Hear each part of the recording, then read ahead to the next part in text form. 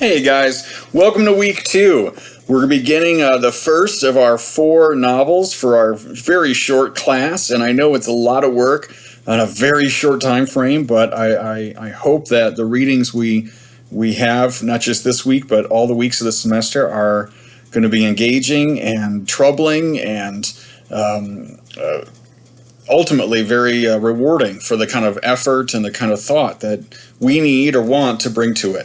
When we talk about Beloved, certainly Toni Morrison is probably the most well-known name, and certainly Beloved is probably the most well-known novel on our list. When anyone talks about a magical realism from American authors or American perspectives, Beloved is probably the top novel of the list, and for good reason. For our purposes, I want us to think about the novel returning back to the Sleman article a little bit.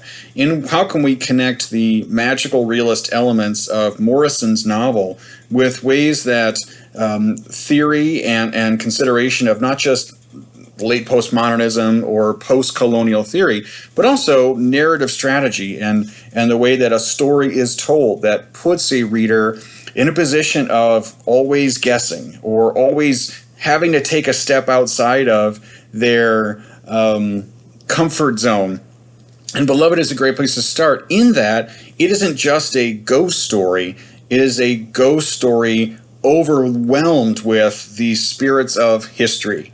The story of Setha and Denver and Paul D and Baby Suggs is not just a story of one family, but they are a reflection of the millions of African Americans coming out of slavery or living through slavery in that post-emancipation gray area where their identities as Americans, their identities as human beings were being forged in ways that had been denied to them for hundreds of years. This is a novel that asks you to not only suspend belief, right, but also to face the horror of the inhumanity of slavery, the dehumanizing effects it has on not just a person, but on families, on communities, on whole cultures. And so the story, while it jumps around that play with who's telling the story, from which perspective are we getting these series of events, how are we understanding or coming to learn about Setha and what Setha did and how she survived and what drove her to ultimately kill her own child and attempt to kill her other children. And what is it about her as a character that the love and the pain and the anguish she feels about that draws Beloved out of a spirit world, or draws Beloved out of the ether, right, where she had been living for 20 years haunting this house, right, which in and of itself is that's a mind-numbing thing to think about. But then not just does she reappear, not just does she materialize, but she materializes at a moment when Setha is claiming a life of her own, or trying to form a life of her own, when Paul D returns, when Denver is old enough to start taking steps toward her own adulthood.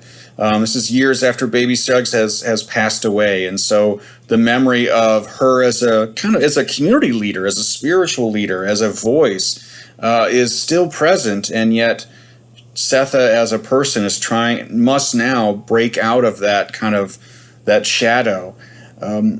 From this Beloved emerges, and so I think those elements are certainly interrelated, and I think that plays with that sense of the ghosts of history, the ghost of past, whether it's familial past or it's an entire culture's past, weighs so heavily on this particular novel.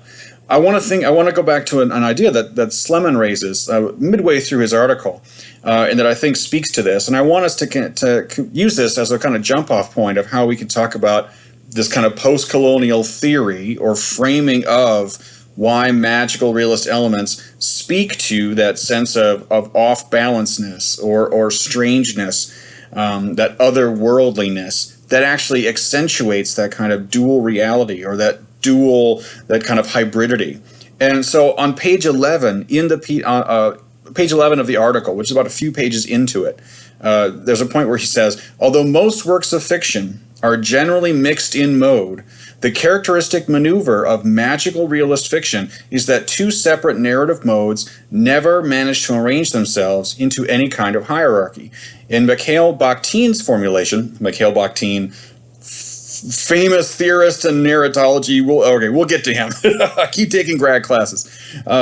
In Bakhtin's formulation, the novel is the site of a diversity of social speech types in which a battle takes place in discourse and among discourses to become the language of truth. Now, why does that matter here? Morrison is obviously writing from 1987. She wasn't writing in the time. She's writing from a current perspective, but she's jumping into this post-emancipation, post-Civil War gray area, right? In a city that is not thought of as the great home of African American communities, the way we think of Chicago and New York, right? But Cincinnati as a young city, right? As a city where people came to and built, right? Outside of almost bursting at the seams, right? In response to the end of slavery, right? So that location becomes the site of this sort of awakening of a spiritual presence. There's awakening of a community in need of some kind of reconnection, reformation, a community that is trying to find its identity. Same with Setha. She's trying to find an identity. She's trying to forge a life forward after slavery, after running away, after doing everything she could to find her own freedom, to keep her children alive, right? And then the trauma of that, the trauma of being faced with the school teacher coming, right? This almost like a demon presence coming for her, right? A very terrifying moment, and that trauma of why she acted the way she did. As readers, we're constantly questioning, well, how is this character? How do we understand this moment? How do we make sense of that? Right? And that's where the different voices, all making sense of, all remembering, all seeing the world through their own eyes, sometimes in the present, sometimes in the past, sometimes looking forward, sometimes right there in the moment of something happening. Right? That is that language of truth, battling for not just a sense of the actual event or the actual experience, but also the underlying emotional weight, the allegory and symbolism of it. Right? I'm just about out of time here for this short lecture, but I want just to use this as a kind of springboard into your discussions and your short essay assignment for the week. We're going to have a lot of chance to talk about it. I know this week is 4th of July week, but as questions come up, as reactions come up about this novel, I am very much excited to see what you come up with, and I'm very excited to see how you work with each other in our first of student-led discussion forums. Thank you.